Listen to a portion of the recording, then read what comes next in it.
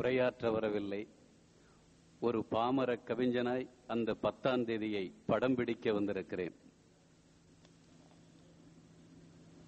இங்கே ஐயா தொடங்கியதை அங்கே தம்பி முடித்து வைக்கிறார். இந்த அரங்கத்தில் தம்பி தொடங்கியதை ஐயா முடித்து வைப்பார்.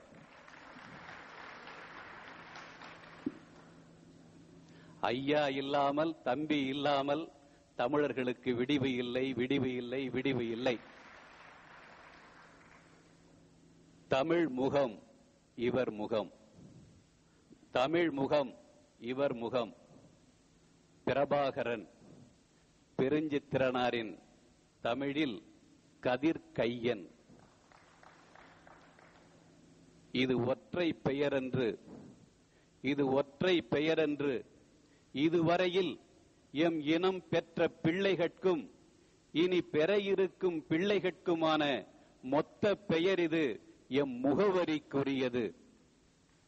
இதுவரையில் எம் இனம் பெற்ற பிள்ளைகட்கும் இனி பெறவிருக்கும் பிள்ளைகட்குமான மொத்த பெயர் எம் முகவரிக்குரியது. அடிமை தன்மைகள் அரக்கு கரியா ஆதிக்க கிழவியின் தூய தாய்ப்பால் தூர தூரம் தேடி தேடி திடுங்கென கண்ட வீர பிள்ளை எம் வேலு பிள்ளையின் பிள்ளை. அறமும் மரமும் திணறி திணறி சமநிலை அதிர்வில் சந்தித்த நொடியில், அறமும் மரமும் திணறி திணறி சமநிலை அதிர்வில் சந்தித்த நொடியில் அறிமுகமான தமிழ் முகம் இவர் முகம்.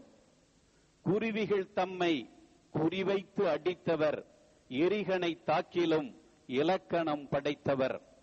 அம்மா உடைகளை அணிந்து கொண்டு கட்டபொம்மனாய் நடித்தவர், கல்கியின் பொன்னியின் செல்வன் படித்தவர்.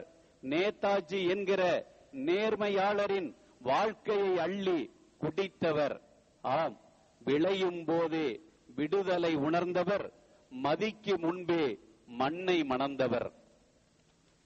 பெரியாருக்கு பிறகு இவரே எம்மை இயக்கியது. பெரியாருக்கு பிறகு இவரே எம்மை இயக்கியது.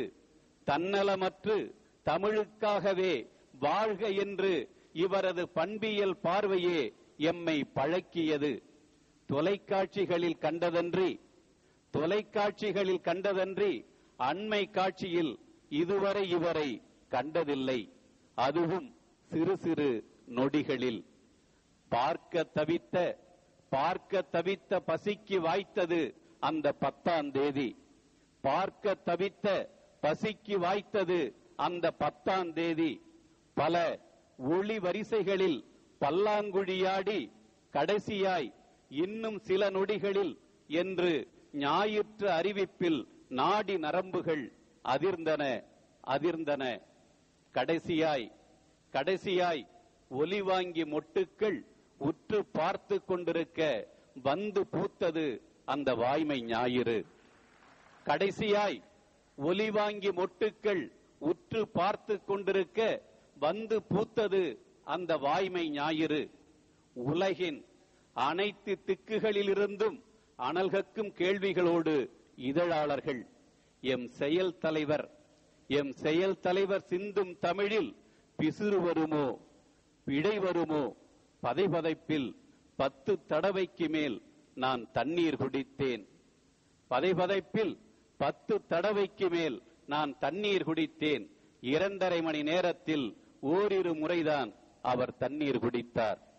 ஆனால் ஒரு சிறு பிழையுமின்றி, சிந்தனை வழுக்கலின்றி பதில்கள் கூறி முடித்தார். பதிலா கூறினார், இல்லை, உலக மக்களுக்கு 2.5 மணி நேரம் எளிய முறையில் இனிய தமிழில் வகுப்பெடுத்தார்.